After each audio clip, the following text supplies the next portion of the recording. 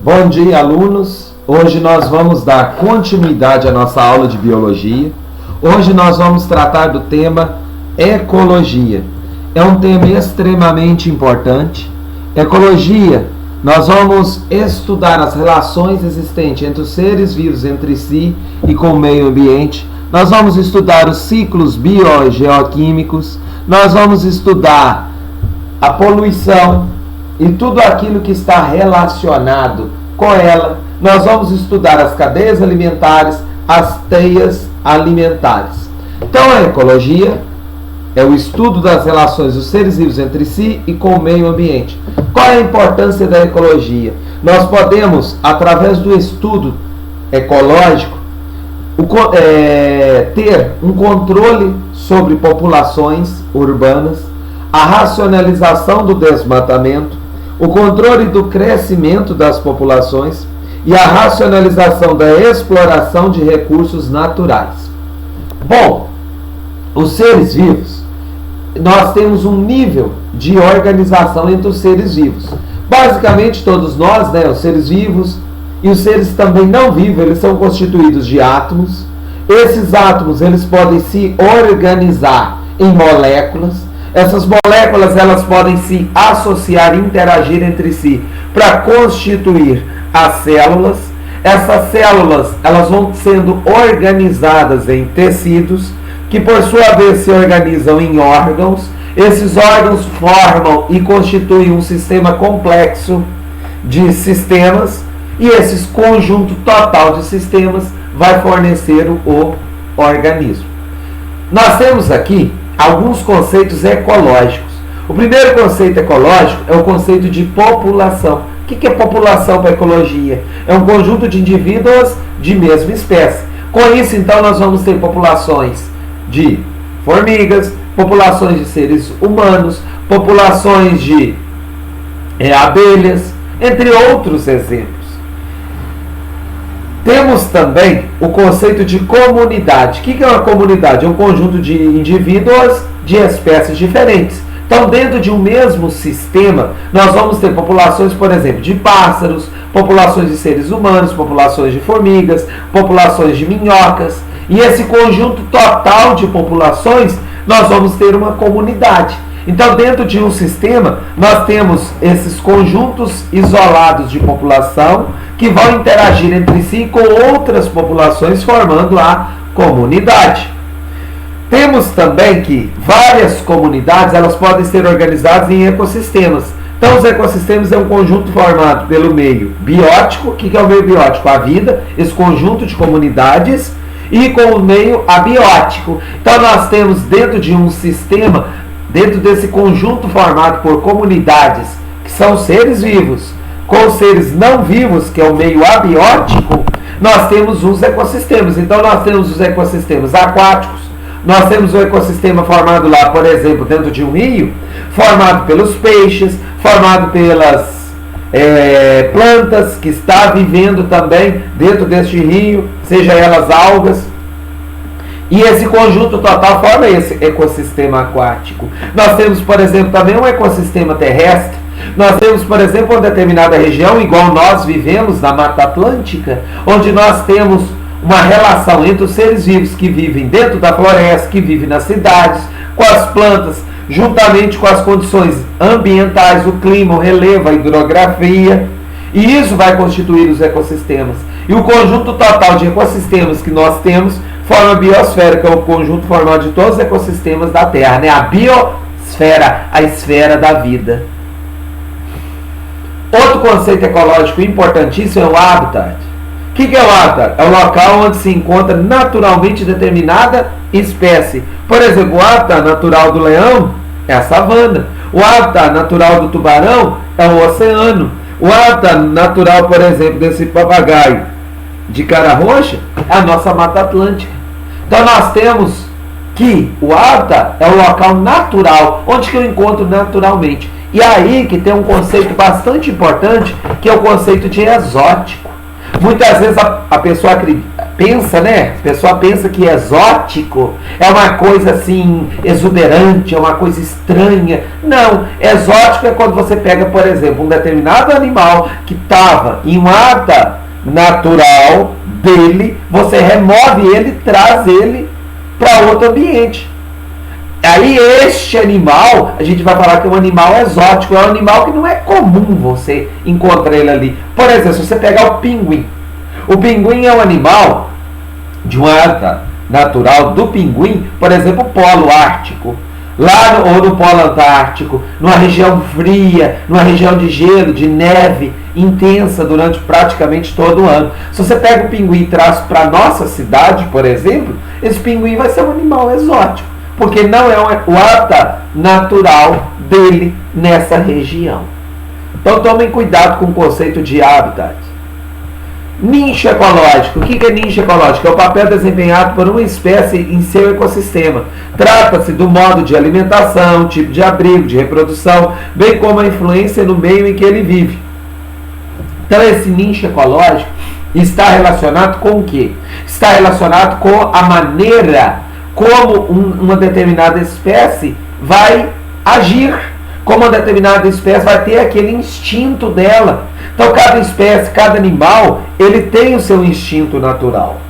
Quando dois ou mais seres vivos apresentam o mesmo nicho ecológico, obrigatoriamente eles estão no meio habitat, no mesmo meio, e eles vão se competir entre si. Por exemplo, nós temos, por exemplo, um leão, nós temos, por exemplo, um tigre.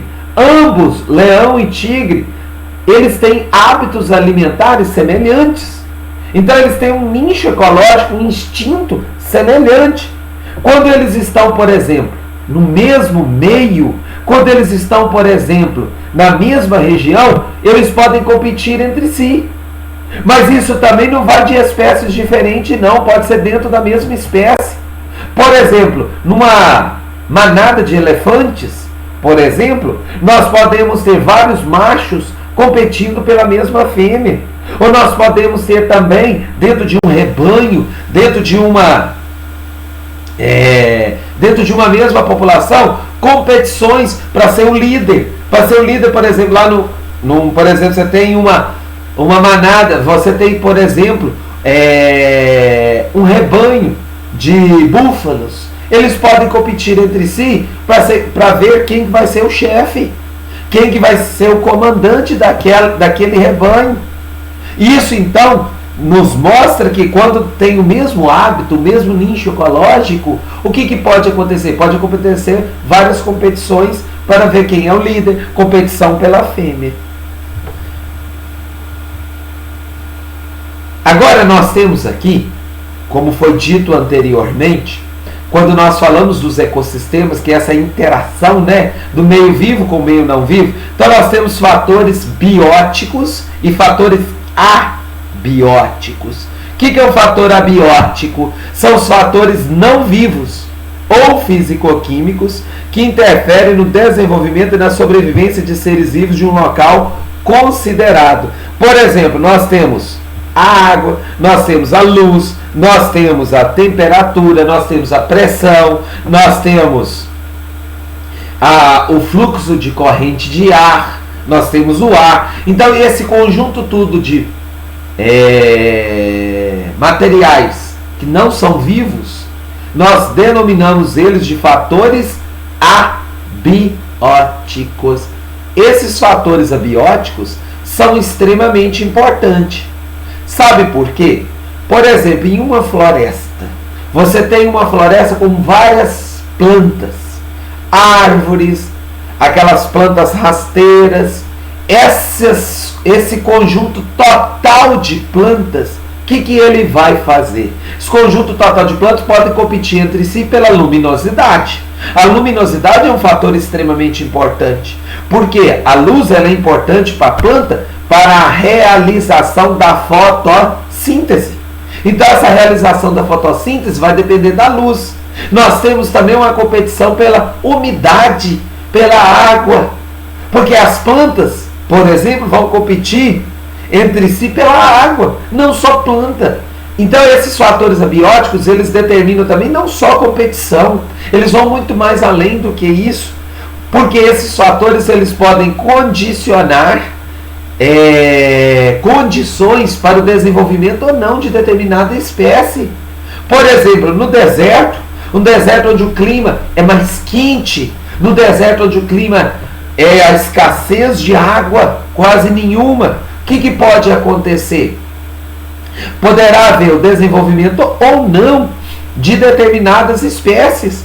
Por isso que em determinado ecossistema a gente vê a presença predominante de uma espécie e a ausência de outra. Porque o clima quente, frio, úmido ou não, o relevo, a maneira como o solo, o tipo de nutriente que tem naquele solo, o clima, o relevo, a hidrografia, que são as águas, que são os rios, água doce, água salgada, vai condicionar o desenvolvimento ou não de determinada espécie, o crescimento ou não das espécies, tanto os vegetais, que é a flora, quanto a fauna, que é as espécies animais.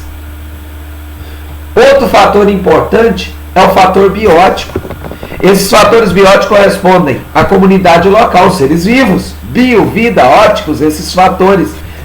Os seres vivos eles podem ser autótrofos e heterótrofos. Autótrofos são aqueles que produzem o seu próprio alimento, são aqueles que produzem fotossíntese ou quimiossíntese. Através desses processos, seja ele pelas reações químicas, que é a quimiossíntese, ou pela fotossíntese, que é através da luz, eles vão produzir o seu próprio alimento, principalmente glicose, um dos produtos da fotossíntese, que vai ser utilizado como nutriente para o desenvolvimento do vegetal.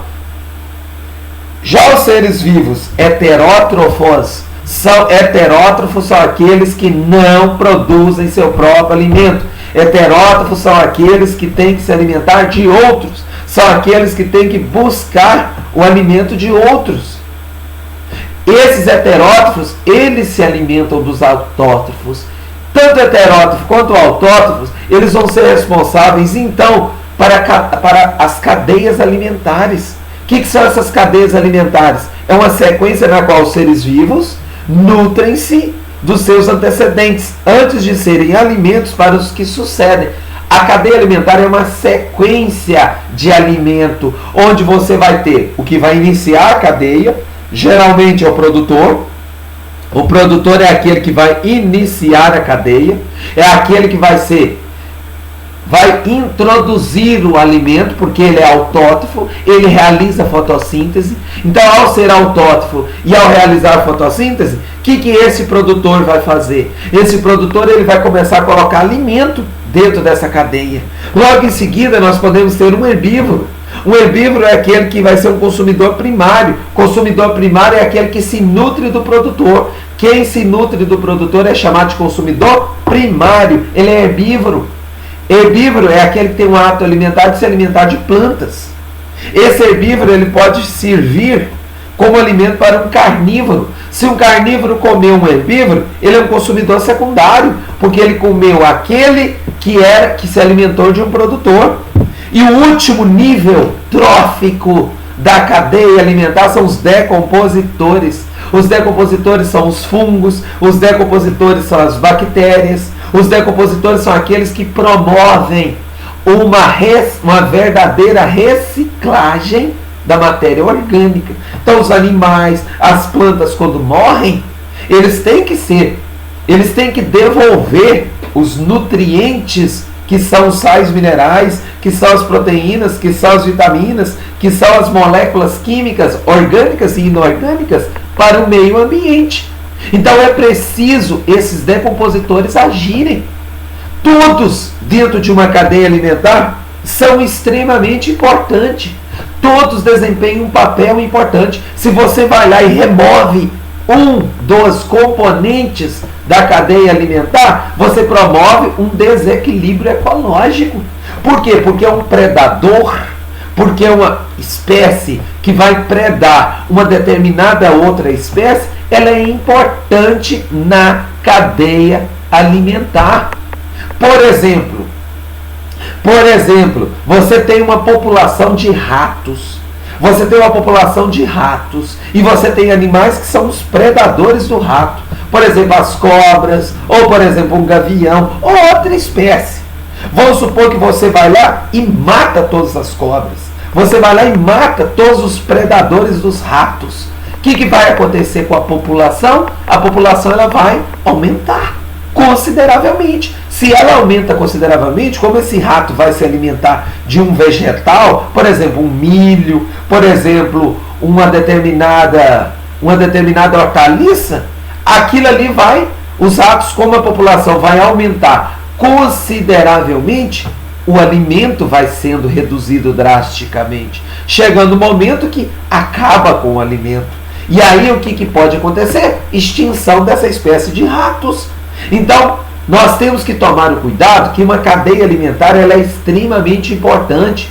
Na natureza nós temos várias cadeias alimentares, onde cada nível trófico, ou seja, cada componente dessa cadeia alimentar, ela é extremamente importante. E os decompositores é sempre o último nível da cadeia alimentar, porque ele vai decompor a matéria orgânica, ele vai devolver os nutrientes para o meio ambiente. Olha, por exemplo, essa cadeia alimentar. Nós temos capim, nós temos coelho, capim, nós temos coelho, nós temos raposa e nós temos onça. Então nós temos uma sequência. Aqui não representou os decompositores, mas após a onça, se não vier mais ninguém para se alimentar dela, o último nível trófico da cadeia alimentar é os decompositores.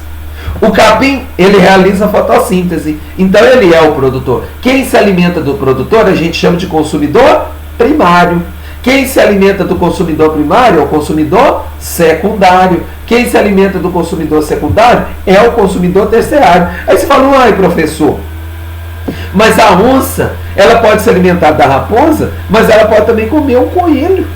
Uai, logo, se ela comer a raposa, a gente classifica ela como consumidor terciário. Porém, se ela se alimentar do coelho, ela vai ser um consumidor secundário. Então, para a gente classificar cada componente da cadeia alimentar, nós temos que tomar os seus devidos cuidados, porque uma mesma espécie, ela pode ser consumidor primário, mas ela também pode ser consumidor secundário. Bem como, se você tiver, por exemplo, aqui um leão, que vai lá, mata e come a onça, ela vai ser um consumidor quaternário. Mas esse mesmo leão, ele pode ser quaternário, porque se alimentou do consumidor terciário, mas pode ser secundário, mas pode ser primário não, porque não vai se alimentar do produtor. Mas caso mude o seu hábito alimentar e se alimente de um vegetal, consumidor primário. Um ponto interessante aqui agora que eu vou destacar nessa sequência da cadeia alimentar é o seguinte.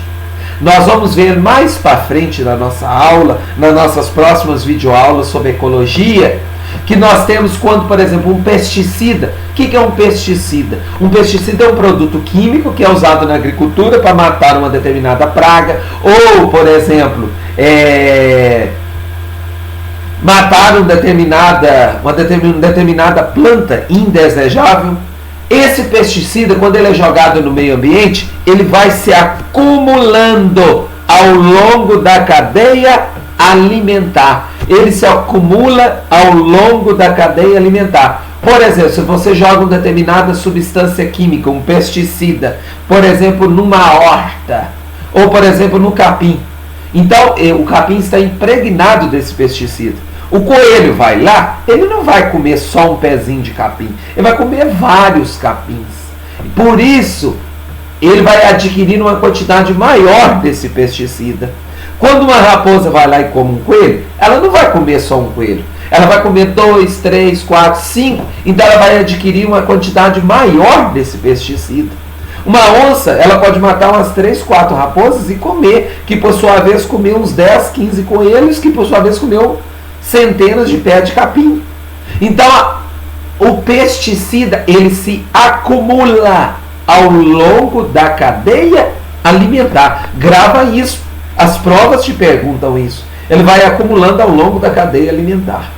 O que são teias alimentares? Na natureza, você tem várias sequências de cadeia alimentar. Você tem, não é apenas uma. Você tem, não é apenas um tipo de cadeia alimentar. Você tem várias cadeias alimentares, várias sequências diferentes. Esse conjunto total dessas sequências é chamado de teia alimentar. Por exemplo, você vai lá, pega um pé de alface, dá, por exemplo, para a vaca. A vaca vai lá comer um pé de alface. Aí, pode vir um leão ou um tigre e comer essa vaca, matar essa vaca. Então nós temos aqui uma cadeia alimentar aqui. Nós temos uma cadeia alimentar aqui. Consumidor primário é aquele que se alimenta diretamente do produtor. Consumidor secundário é aquele que se alimenta de um consumidor primário. Essa é uma cadeia alimentar. Mas olha uma outra sequência de cadeia alimentar que nós temos aqui. O ratinho se alimentou do alface. Veio uma cobra e se alimentou do rato. Veio um gavião e se alimentou da cobra. E aí esse gavião estava dando bobeira, a onça foi lá, o tigre foi lá e comeu esse gavião. Então aqui nós temos uma outra sequência de cadeia alimentar. Olha, mas aqui nós temos duas sequências que estão unidas, formando tipo uma teia. É como se fosse uma teia de aranha, como se tivesse interligado várias cadeias alimentares. Aqui eu dei um exemplo para vocês de duas cadeias alimentares, mas nós temos várias que podem estar interligadas. Essa interligação de cadeias alimentares a gente chama de teia alimentar. Chama a atenção de vocês aqui para o seguinte ponto. Você está vendo a setinha? A seta em uma cadeia alimentar, ou mesmo nessa teia alimentar, a pontinha da seta é sempre quem está se alimentando do que está aqui na outra extremidade dessa seta, é quem vai ser alimento. Então, a vaca se alimentou do alface. A onça, o tigre aqui, se alimentou da vaca. Quem está na pontinha da seta é que se alimenta do seu antecessor, o que está atrás da seta. Este daqui nós temos os consumidores. Eles podem ter várias denominações, de acordo com o tipo de alimento. Eis alguns exemplos. Por exemplo, os herbívoros ou fitófagos são aqueles que se nutrem das plantas. Os carnívoros são aqueles que se alimentam de carnes. Os onívoros são aqueles que se alimentam tanto de plantas, quanto de carnes, quanto de outros animais. Um exemplo de onívoro é o ser humano. O ser humano come tanto vegetais, quanto carnes. Então nós somos herbívoros e carnívoros ao mesmo tempo. Para isso foi criada uma nova denominação chamada de onívoros. Nós temos ictióforos ou piscívoros, são aqueles que se nutrem de peixes. Hematófagos são aqueles que se nutrem, hematófagos são aqueles que se nutrem de sangue. Por exemplo, um morcego. Um morcego é hematófago. Um carrapato, ele é hematófago. Nós temos coprófagos, são aqueles que se nutrem de fezes. Ornitófagos são aqueles que se nutrem de aves. Insetívoros são aqueles que se nutrem de insetos. Por exemplo, um sapo, ele é insetívoro, ele come insetos.